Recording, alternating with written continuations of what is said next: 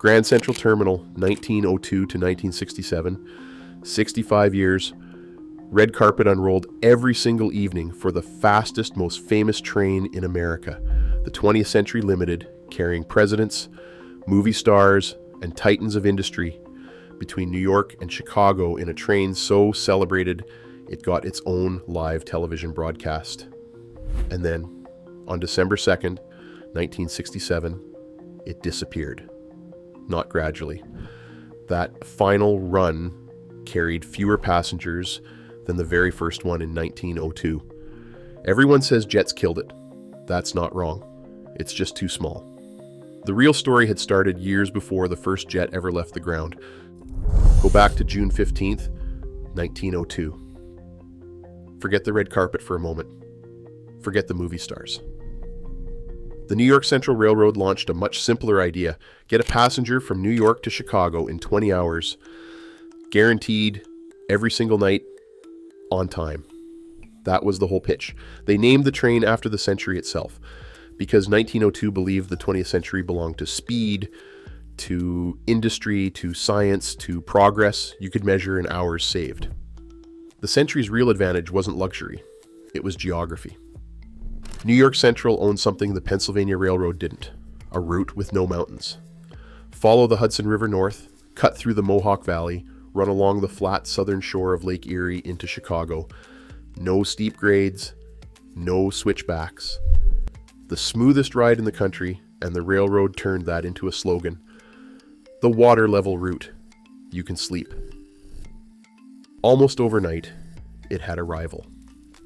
The Pennsylvania Railroad launched a competing overnight service on the same corridor, trains leaving at almost the same hour each evening, racing across the same 600 miles into the same city. That train would eventually be named the Broadway Limited. For the next 65 years, these two railroads would run parallel trains on parallel schedules, fighting over the same passengers, the same headlines, the same nightly departure time, a rivalry so close that both trains would eventually rise and fall together, almost step for step.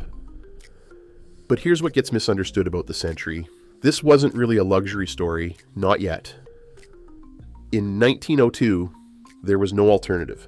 If you needed to move between the two most important cities in America, and you needed to move fast, there was no airline to call and no interstate to drive. Rail wasn't a luxury product. Rail was civilization. It was the only way business got done at speed, full stop.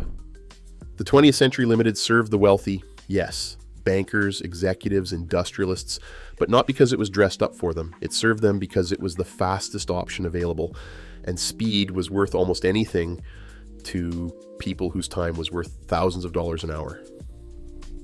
The Century didn't sell comfort first. It sold something closer to a monopoly on the time of the American executive class. The boarding ceremony, the fine dining, the private drawing rooms, that was how the monopoly got packaged and sold back to the people who depended on it. That distinction matters because it explains everything that happens later. In 1938, industrial designer Henry Dreyfuss redesigned the train's locomotives, the J3A Hudson, into gleaming, streamlined, two-tone gray machines with aluminum accents, a look so complete it became one of the defining images of American industrial design in the 20th century. The train that already owned the New York to Chicago corridor now also looked like the future itself. And this is where the story turns ironic, though nobody could have seen it at the time.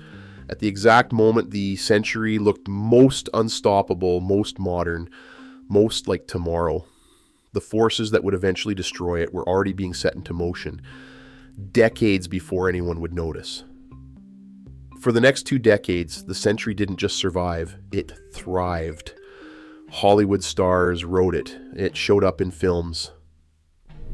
On January 9th, 1955, CBS broadcast the 20th Century Limited live on national television, an entire live broadcast built around the idea that a single overnight train by itself was a cultural event worth putting on the air. Through the Second World War, passenger rail had become the backbone of national transportation, military priorities filling every available seat, and the Century kept running through all of it. After the war, New York Central kept investing like a company with nothing to worry about. New Pullman standard cars, modernized equipment, a fleet that looked like it was still climbing. At its peak in the mid-1950s, demand for the Century was so high that on the busiest nights, one train simply wasn't enough. The railroad ran additional sections, entire duplicate trains departing the same evening just to carry everyone who wanted a seat. And the public face of the operation never seemed to change. The red carpet rolled out onto the platform at Grand Central Terminal. Uniformed attendants worked the length of the train. The menus belonged in a 5-star restaurant. There was an onboard barber shop and a secretary service for the businessman who needed to keep working at 60 miles an hour through the night. Anyone watching that CBS broadcast in January 1955 had absolutely no reason to think they were watching a train already entering its final decade. It looked like this could only grow. From every angle available to a viewer in 1955, it looked permanent. Passenger rail nationally had actually been losing revenue every year since 1946, according to Association of American Railroads figures, but the Century was the exception everyone pointed to, the flagship that proved the model could still work if a railroad did it right. That's the trap of a flagship. When the industry around you is already sinking and your one shining example is still floating, it becomes very easy to believe the shining example is somehow immune. The rival everyone already knew about was the Pennsylvania Railroad's Broadway Limited. The same route, the same nightly race, a rivalry that had been running since 1902. That was a known enemy, and you can build a strategy against a known enemy. The enemy nobody had planned for showed up quietly in propellers. Douglas DC-7 aircraft began cutting the New York to Chicago flight time down toward 5 hours. Not yet fast enough to be an obvious threat, but fast enough at a fare that was genuinely comparable to a train ticket to plant a question in the mind of every executive who used to book a drawing room on the Century without a second thought. Then came 1958 and 1959, and American Airlines introduced jet service, the Boeing 707, the Douglas DC-8. Flight time between New York and Chicago dropped to roughly 2 hours. The Century still needed 16. Here's the detail that turned this from inconvenient into catastrophic. The fare was comparable. For close to the same price, a passenger could arrive in 2 hours instead of 16. A private company facing that kind of disruption would normally do the obvious thing and fight back on price. The 20th Century Limited couldn't. Railroad fares were set by the Interstate Commerce Commission, a federal regulator built for an era when railroads had faced no real competition at all. Cutting a fare meant petitioning a government agency and waiting for an answer. Airlines, meanwhile, adjusted their own prices freely at the speed of the actual market. Put plainly, the railroad's biggest costs, the crews, the equipment, the terminals, the maintenance of hundreds of miles of track, didn't shrink just because fewer passengers were buying tickets. Those costs stayed fixed no matter how empty the train ran, which meant every passenger who left made the ones who stayed more expensive to carry, not less.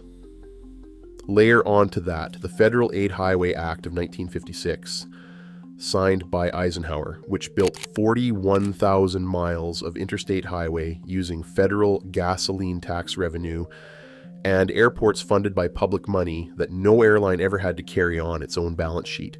The railroad, by contrast, owned every mile of its own track, maintained it entirely at its own expense, and paid property taxes on all of it, often assessed at the inflated real estate values of the Hudson Valley and the Lake Erie industrial shore.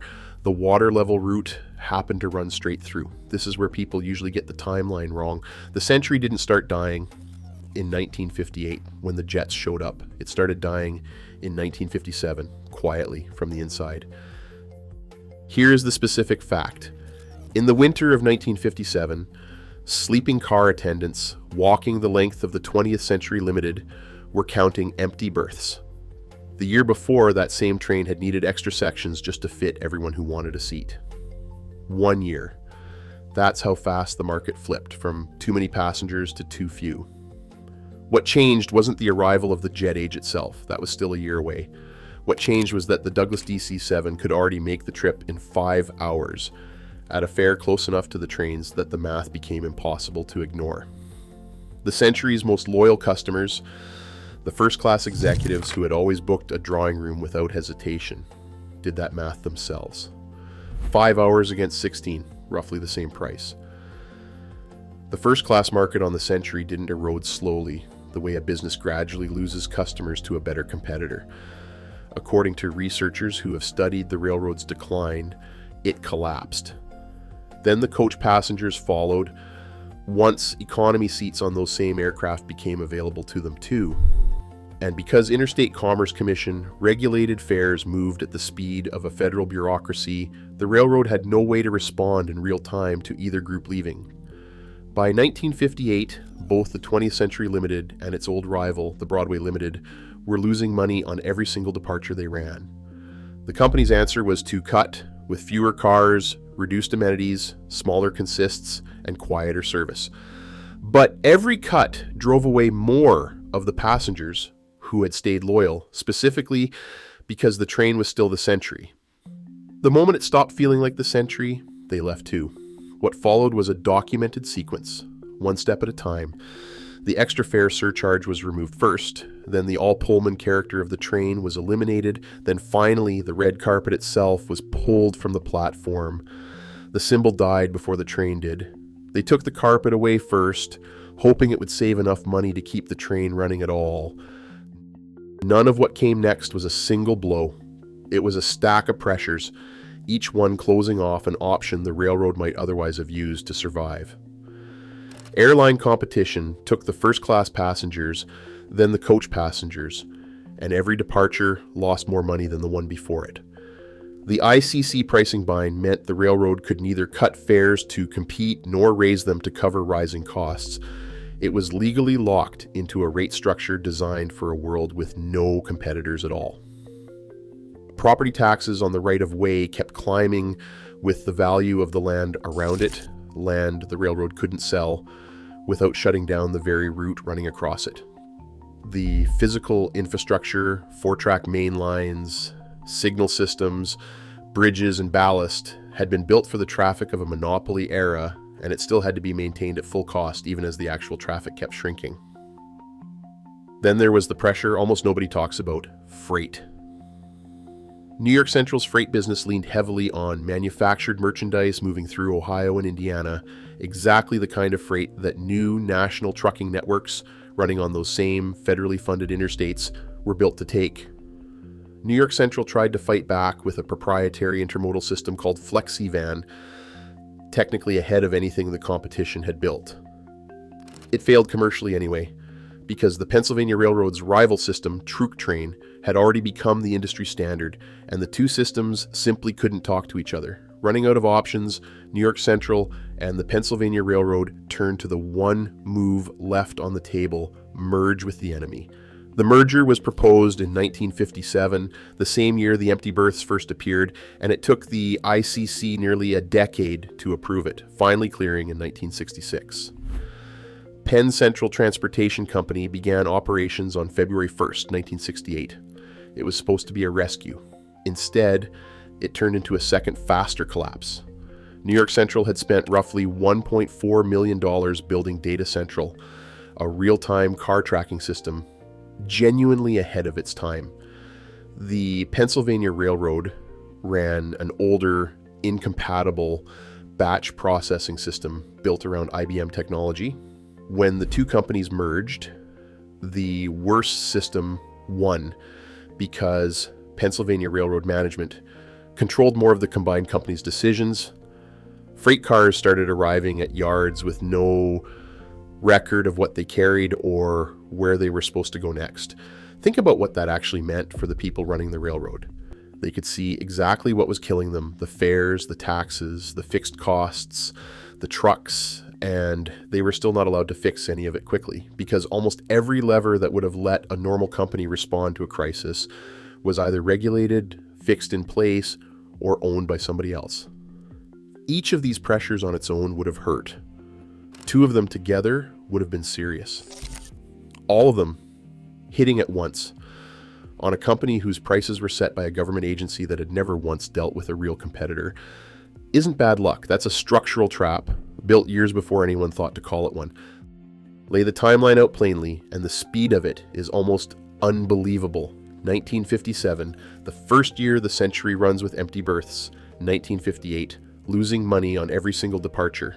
Through the early 1960s, fewer cars per train, amenities stripped one at a time, quietly, without announcement.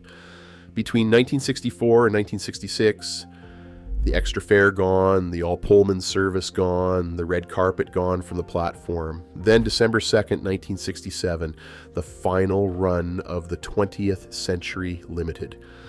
The most famous train in the world did not end with a ceremony or a farewell tour. It ended on a normal evening, and then it simply was not on the schedule the next day. 61 days later, on February 1st, 1968, New York Central stopped existing as an independent company altogether. Penn Central Transportation Company took its place. The train and the railroad that built it died within 2 months of each other because the Century was not cancelled while the company was healthy and trimming costs. It was cancelled because the company underneath it was already dying. 872 days after Penn Central began operating, on June 21st, 1970, it filed for bankruptcy, at the time the largest corporate bankruptcy in American history. The merger built to save two struggling railroads had, in under 2.5 years, destroyed the combined company faster than either one would likely have gone under alone. In 1971, the federal government created Amtrak, stepping in to run intercity passenger rail because private companies could no longer be trusted to operate it profitably. The centuries-old route still exists technically as Amtrak's Lakeshore Limited, a train that today takes 19 to 20 hours to cover the same ground, longer than the 20-hour promise New York Central made back in 1902, and frequently delayed. No red carpet, no dining car staff in uniform. The physical cars from the Century were sold off, scrapped, or donated, and a small handful survive today at the National Railroad Museum in Green Bay, Wisconsin.